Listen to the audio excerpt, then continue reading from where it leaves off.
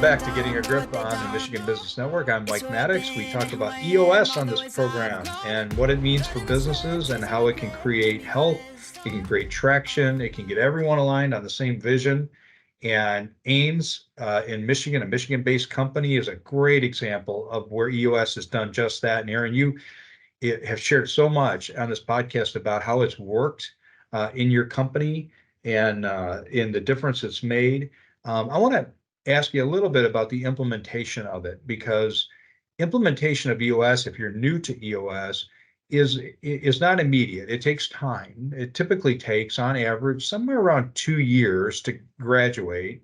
But it's an ongoing thing too. But it's not a quick fix. It involves change. It involves commitment. It involves a lot of things. It's an incredibly simple program, but it involves work. How was your implementation process, and did you use an implementer? Talk to us about that. Sure. Yeah. So as I'd mentioned earlier, Mike, we're a family business. So, I'm in, business with my two brothers. And so that brings a dynamic to it where you have the family and then you have the business. And I'm blessed that my brothers, we're all talented in different areas. And, we have never bumped heads, but I knew that we would not be able to be successful in this because, I think we're going to make some assumptions, and that was validated. So we did work with an implementer, and in the vision days, vision building days that we were off site, getting into this and defining who we are and who we want to be. And, there was a point that's, that was made by our implementer. He said, "Aaron, you're not hearing what Andy was saying to me." And I'm like, "Well, yeah, he said this." "No, you're not hearing the intention of what he is saying."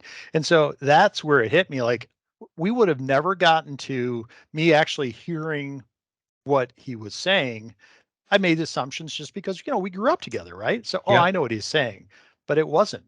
So that's really like that validated for me in that instant, like, okay, this is going to be great because they're going to get us to a spot that's uncomfortable, Yeah. that's hard, but oh so rewarding when you get through it. And then that's the magic where you get through that, you have those breakthroughs that we wouldn't have been able to push ourselves, I think, to the extent that that our implementer did. And so for us, I think we're so glad that we did. And actually we've been on EOS, gosh, I think we're in year 8 now. And we actually have our implementer run our annual meeting because he's gotten to know our business, and it's Yeah. nice to just have him come back, reset us. Certainly not needed. You don't have to because, like you say, you graduate, right? But I think we chose to go that route, and it's we have not had any. We look forward to it. We look forward to it. Yeah, and that's I love that. The story of him saying, your implementer saying, Aaron, you're not hearing Mm-hmm. what Andy's saying. That's what good implementers do. And you know, I don't want to leave the impression with our listeners that you cannot self-implement EOS. You can. In fact, EOS Worldwide has an entire program for self-implementation. I would just be cautious. And I like to say that of all the companies I've met, and I've met hundreds of companies running on EOS, some that I've worked directly with, others that I just know, or were clients, clients in my former business. Um, the only ones, and it's a small number, that would say, we tried EOS, it didn't really work. When I started asking questions, 100% of those were self-implemented. And what they implemented wasn't really EOS, it was some version of it.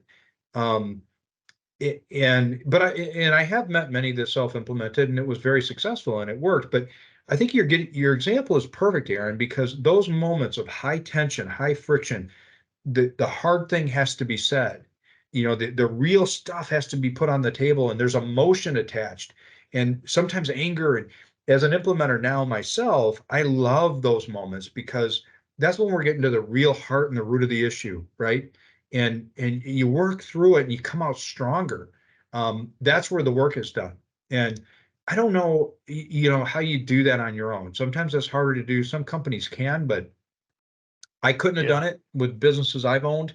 Yeah, And you had the same experience. exactly. Yep. Well, we got about a minute left, and I love to ask my guests, what is one of your favorite or your favorite song, poem, movie scene, inspirational quote, something that just motivates you and gets you going? Just share with our listeners. Do you have one?